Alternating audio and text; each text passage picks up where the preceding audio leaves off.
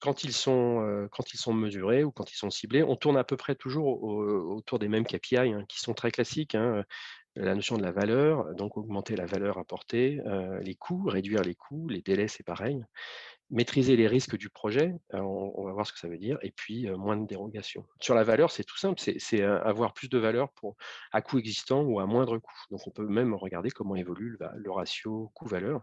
Si, au lieu de couvrir 100 de la valeur, on couvre 80, c'est un exemple, hein, mais que ça coûte que 80 du budget, ben, on a amélioré ce ratio par 2, par exemple. Le coût, le délai, très souvent, à périmètre, constant, on va viser des gains d'ordre de 15 à 30.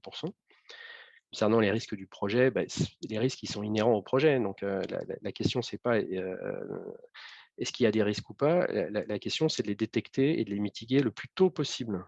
Donc, certaines entreprises visent, par exemple, grâce à la démarche d'en détecter 90 avant un jalon assez amont, de manière à éviter que ça nous tombe dessus, dans des phases tardives et donc avec beaucoup d'impact. Voilà.